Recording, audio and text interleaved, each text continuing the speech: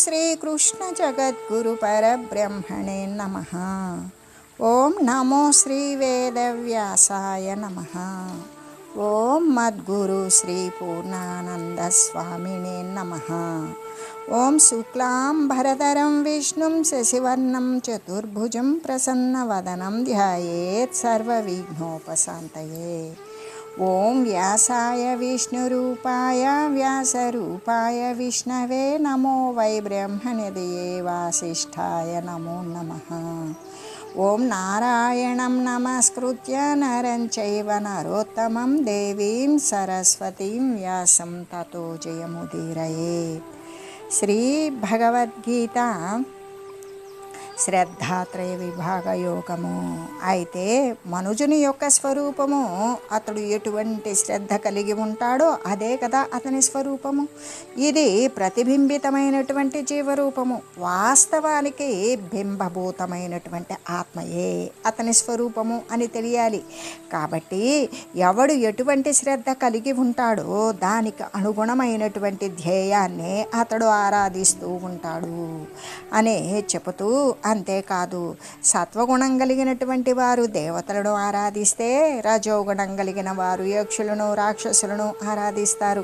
తమోగుణం కలిగినటువంటి వారు భూతాలను ప్రేతాలను క్షుద్రమైనటువంటి వారిని పూజిస్తారు. ఎవరెవరు ఏ ఏ గుణాలను కలిగి ఉంటారో వారి యొక్క స్వభావము, వారి యొక్క నడక, వారి యొక్క తినేటువంటి తిండి, వారి మాట తీరు, వారు ఉండేటువంటి ప్రవర్తన తీరు, వారు చదివేటువంటి పుస్తక సముదాయము, వారు పూజించే దేవతలు వాటికి అనుగుణంగానే ఉంటాయి అని చెబుతూ, అయితే ఈ మరి అసుర స్వభావం కలిగినటువంటి వారు ఆచరించే ఘోరమైన తపస్సులను వదిలివేయాలి అనే విషయాన్నే గురించే తెలియజేస్తూ, ఏ జనులైతే శరీరమున ఉన్నటువంటి ఈ యొక్క ఆకాశవాయు అగ్నిజల పృథ్వులు అనబడే ఈ పంచభూతాలు, దాని ద్వారా ఉత్పన్నమైన ఈ యొక్క ప్రాణికోట్లు, ఇవన్నీ కూడా ఈ పంచభూత సముదాయాన్ని లేక ఇంద్రియ సమూహాన్ని కూడా ఉపవాసాదుల చేత, ఉపవాసమని జాగరణని వీటి చేత క్షీణింపజేసేటువంటి వారు ఆ శరీరాలకు అంతర్గతంగా, అంటే పంచభూతాలకు మూలం పరమాత్మ స్వరూపమే కదా. అటువంటి పంచభూత సముదాయము అంటే పరమాత్మతో నిండిపోయినటువంటిది. అలాంటప్పుడు ప్రతి ప్రాణికోటి యొక్క అంతర్యామిగా చరిస్తూ ఉన్నది కేవలం పరమాత్మ స్వరూపమే. అందుకు కాబట్టి శరీరమునందు అంతర్యామిగా ప్రతి ఒక్క జడమైనటువంటి శరీరాలను, ఉపాధులను, దేహాలను కదిలించేటువంటిది పరమాత్మ స్వరూపమే. కాబట్టి ఈ యొక్క ఇంద్రియాలతో కూడినటువంటి దేహాంతర్గతంగా ఉన్న పరమాత్మను ఉపవాసాదుల చేత కష్టపెట్టేటువంటి వారు, దంభము కోసం అహంకారంతో కూడుకొని ఉన్నవారు, కోరికలు, ఆసక్తి మొదలైనటువంటి పశుబలం కలిగినటువంటి వారు, కామబలం, కోరికల యొక్క మరి దృఢత్వం ఎక్కువైపోయి ఇంకా అది కాస్త ఆసక్తిగా మారిపోయినటువంటి రాగబలం కలిగిన వారు, ఇటువంటి అవేకులు అయ్యి శాస్త్రమునందు చెప్పబడినటువంటి తమకు కూడా ఇతరులకు కూడా బాధన కలిగించేటువంటి తపస్సునే చేస్తూ ఉంటారు. అలా చేస్తూ ఉన్నారో అటువంటి వారినే కదా అసుర స్వభావము కలిగిన వారిగా తెలుసుకోవాలి. అంటే అశాస్త్ర విహితం, అంటే శాస్త్రమునందు చెప్పబడినటువంటి కార్యాలను ఎవ్వరూ చేయరాదు అనే కదా భగవద్గీత తెలియజేస్తూ ఉన్నది. ఘోరమైనటువంటి తపస్సులు, భయంకరమైన రాజస తామస క్రియలు శాస్త్రాలకి సంబంధించినటువంటివి, శాస్త్రములో చెప్పబడినటువంటివి కావు, శాస్త్ర విహితాలు కావు. కాబట్టి శాస్త్ర విరుద్ధమైనటువంటి అటువంటి క్రియలు కేవలం దూషణతో కూడి దూష్యాలే, నింద్యాలే అయి ఉంటాయి. వాస్తవానికి తపస్సు అంటే అంతఃకరణమునందు ఉన్నటువంటి దోషాలను భస్మం చేయటానికే కానీ దేహాలను మొదలైనటువంటి వాటిని నశింపజేయటానికి, క్షీణింపజేయటానికి కాదు అని తెలియాలి కదా. కాబట్టి అటువంటి తపస్సునే ఆశ్రయించుకోవాలి. తనకు ఇతరులకు కూడా ఉపద్రవాలను ప్రమాదాలను కలిగించేటువంటి క్రూరమైన తపస్సులను చేయకూడదు. అలా చేసినటువంటి రావణాసురుడు కానీ, హిరణ్యకశిపుడు కానీ, హిరణ్యాక్షుడు కానీ వీరంతా ఏమైపోయారు? దీర్ఘకాలం ఉన్నట్లున్నారే కానీ నశించిపోయారు కదా. ఆ విధంగానే ఈ ప్రాపంచిక సంబంధమైనటువంటి బలాలు ఎన్ని ఉన్నప్పటికీ అదే దైవ బలం లేదనుకో, అవన్నీ కూడా నిరుపయోగాలే అవుతాయి. ఎందుకు? ప్రాపంచిక సంబంధమైనటువంటి బలము అనేటువంటిది తప్పనిసరిగా ఉంటుంది ప్రతి ఒక్కరికి. అటువంటిది ఎన్ని ఉన్నప్పటికీ కూడా దైవిక సంబంధమైనటువంటి దైవ సహాయం కానీ, దైవ కృప కానీ, దైవ బలం కానీ లేకపోతే అవన్నీ కూడా నిరుపయోగాలే కదా అనే చెబుతూ, అంటే క్షుద్ర బలం కలిగినటువంటి వారు, దైవ వాసన లేనటువంటి వారు, అంటే దైవగంధం లేనటువంటి వారు, కేవలము వచ్చిపోయే శరీరాలను నమ్ముకొని ఆ యొక్క ప్రాపంచిక సంబంధంగా బలపడినటువంటి వారు, దైవికమైన సత్య వస్తువును గురించి ఏమాత్రం కోరిక వాసన లేనివారు, వారు ఎవరైనా సరే వారిని అందరినీ కూడా రాక్షసులుగానే పరిగణిస్తారు. అంటే కామము కానీ, రాగము కానీ, అంటే కోరికైనా ఆసక్తి అయినా మానవుల యొక్క మానవత్వాన్ని, దాని అంతర్గతమైనటువంటి దేవత్వాన్ని హరించి వేస్తుంది.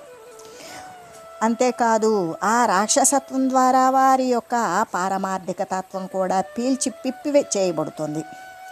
అంటే నిజాత్మ స్వరూపాన్ని కప్పివేస్తుంది, వారలను రాక్షసులుగా మార్చివేయగలుగుతుంది. కాబట్టి వాటినన్నింటినీ కూడా కామ వాసన, రాగవాసన అనేటువంటిది కామరాగ బలాన్వితాః, ఈ ప్రాపంచిక సంబంధమైనటువంటి ఈ క్షుద్ర బలాలు అనేటువంటివి కామ రాగాలు అంటే కోరిక, ఆసక్తి అనేవి ఇవన్నీ కూడా మానవత్వాన్ని నశింపజేసి మరి మానవాంతర్గతంగా ఉన్నటువంటి దేవత్వాన్ని కూడా క్షీణింపజేసి వారి పారమార్థిక చింతనను ప్రక్కన పెట్టించేసి నిజాత్మ స్వరూపాన్ని కూడా కప్పివేసేసి వారిని రాక్షసులుగా మార్చివేస్తాయి ఈ కామం, ఆసక్తి అనేది. కాబట్టి వాటిని త్యజించి వేయాలి. అసుర స్వభావులకు కామమే కదా బలము అని చెబుతూ, ప్రాపంచక సంబంధమైనటువంటి బలము అన్నప్పుడు ఏమై ఉంటుంది అంటే అది అజ్ఞానంతో కూడినటువంటి బలమే. ఇంకా కూడా ఈ యొక్క అసలు మానవుడు చేసేటువంటి ప్రయత్నం ద్వారానే దైవం యొక్క కృప అనేది ఆధారపడి ఉంటుంది. అందుకే ప్రాపంచిక సంబంధమైన బలము అంటే దేహ సంబంధమైన బలమే కదా. అటువంటి బలాలు ఎన్ని ఉన్నా కూడా దైవ బలం లేకపోతే అవన్నీ కూడా ప్రయోజనం లేనివే అవుతాయి కదా. కాబట్టి మానవుడు చేసేటువంటి ప్రయత్నానికి దైవం యొక్క కృప ఎలా తోడవుతుంది అనే విషయాన్ని గురించి మనం ఒక చిన్న సాదృశ్యాన్ని తెలియజేసుకుందాం. ఒక గ్రామంలో ఒక రైతు ఉన్నాడు. అతనికి 1 ఎకరం పొలం ఉన్నది, ఒక బండి ఉంది, ఒక జత ఎద్దులు కూడా ఉన్నాయి. ప్రతిరోజు కూడా అతడు ఉదయాన్నే తన పొలం వెళ్తాడు.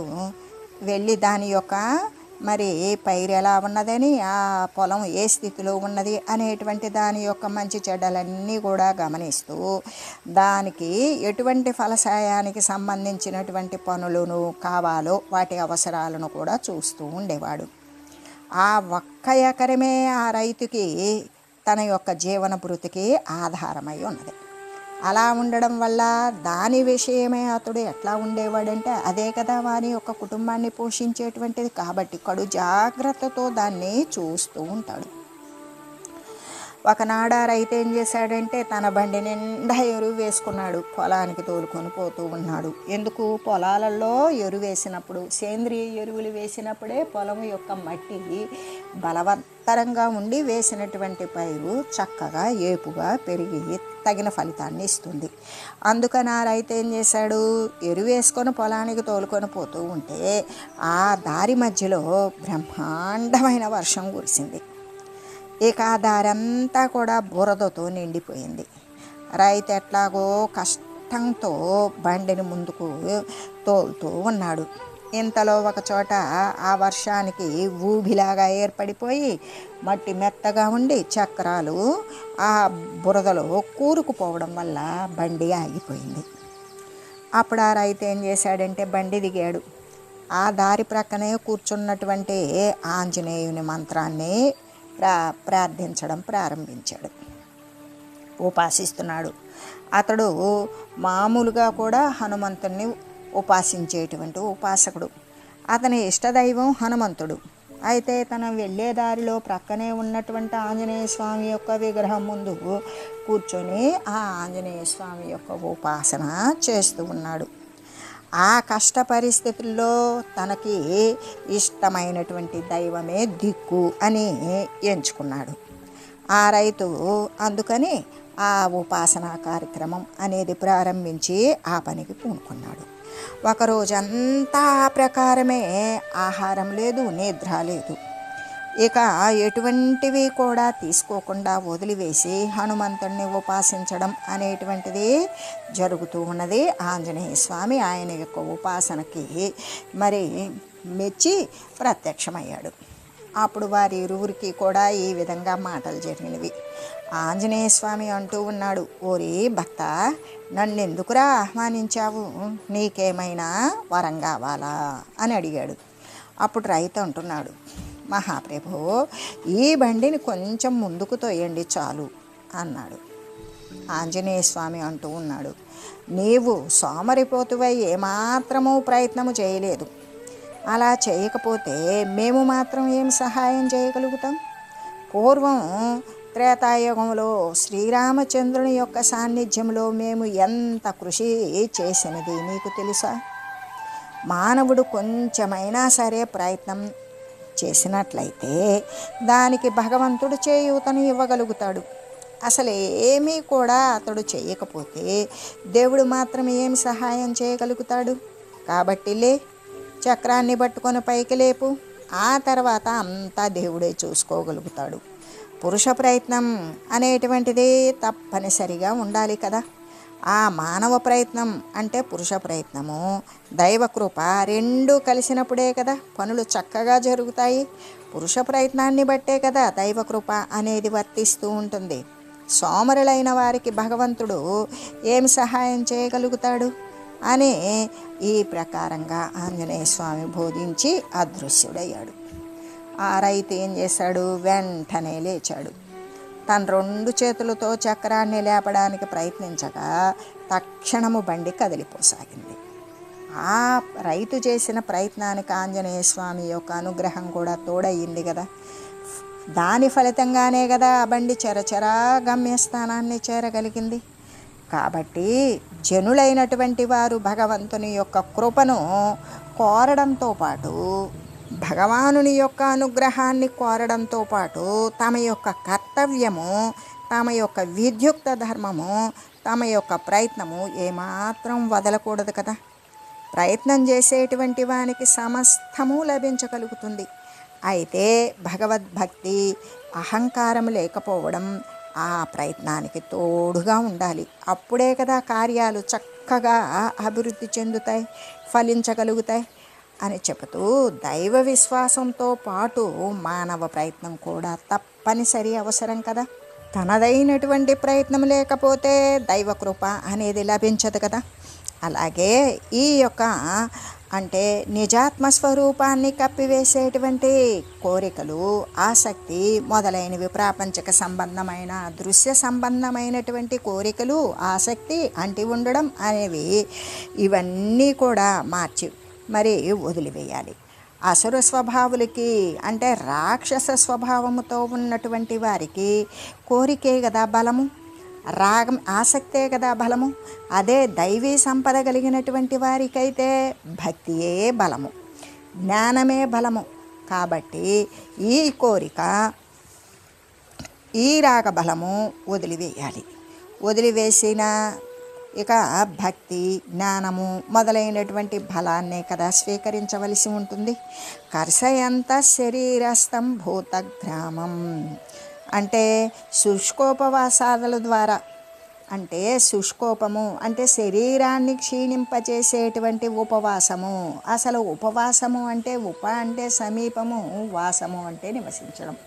ఉపవాసము అంటే ఆహార పానీయాలు తీసుకోకుండా ఉండడం అనేటువంటి అర్థం కాదు. తన యొక్క దేహస్థితిని మరచి పరమాత్మ యొక్క సన్నిధిలో సమీపములో, అంటే సమీపము దగ్గర, అక్కడ నివసించడం అనేటువంటిదే ఉపవాసము.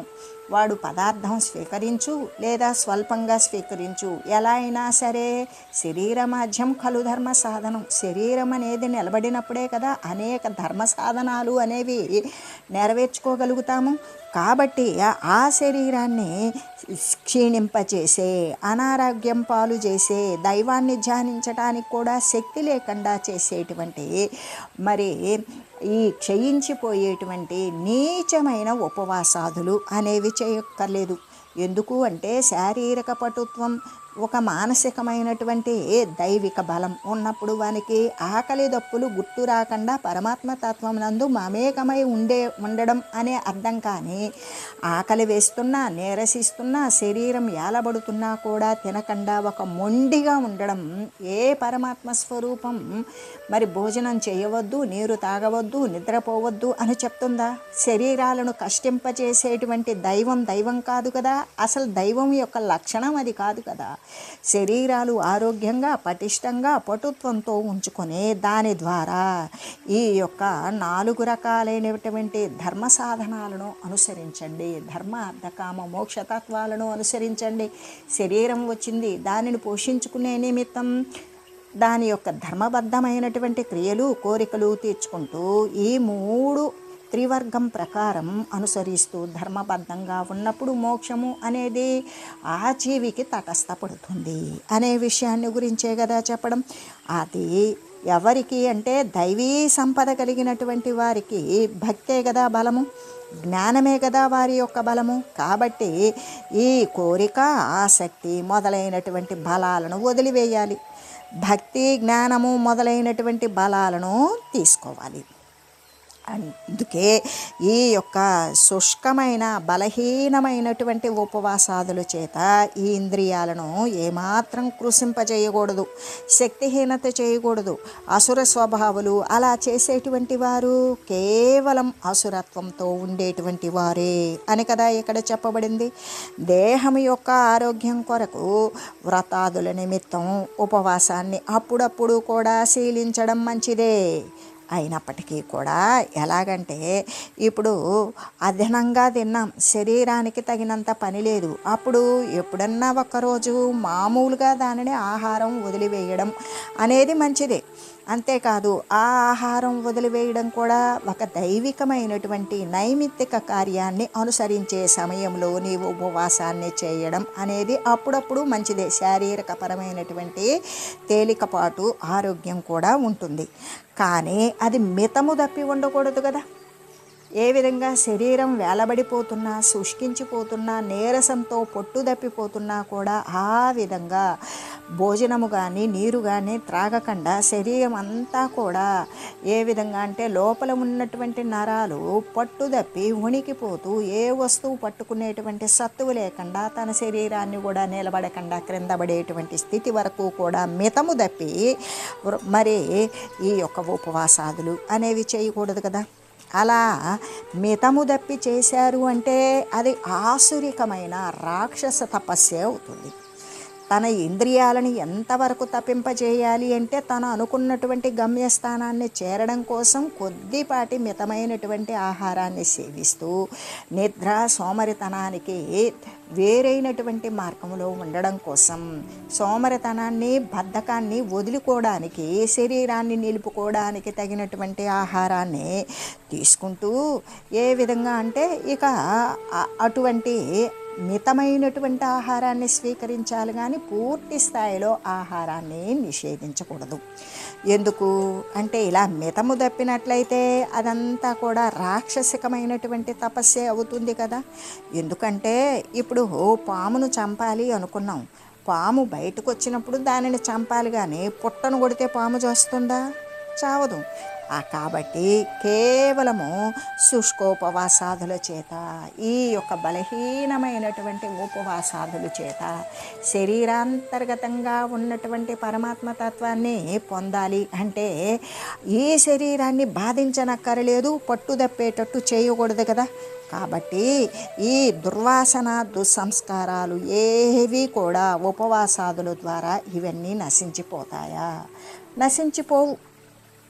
కొందరైతే ఏం చేస్తారంటే తమ యొక్క ఆ ఉపవాసాలను గురించి, నేను ఇన్ని రోజులు ఇంత ఉపవాసం, ఒక్కపూటే ఒంటిపూటే తింటాను, ఒక్క పొద్దు ఉంటాను అంటే, ఒక్కొక్కరు నేను నీరు మాత్రమే సేవిస్తాను, 11 రోజులు నేను ఉంటాను అని ఒకరు చెప్తే, నేను ఈ విధంగా అంటే శీతలమైనటువంటి స్నానం చేస్తాను, వాళ్ళకి ఎంత రొంపబట్టుకొని అనారోగ్యం వచ్చినా నేను చన్నీళ్లతోనే స్నానం చేస్తాను అని గజగజ వణికే చలిలో కూడా ఆ విధమైనటువంటి ఘనంగా చెప్పుకునే అనారోగ్య కారణంతో కూడినటువంటి దేహాన్ని హింస పెట్టేటువంటి చర్యలు అనేవి, వాటిని గురించి చాలా గొప్పగా చెప్పుకుంటూ ఉంటారు.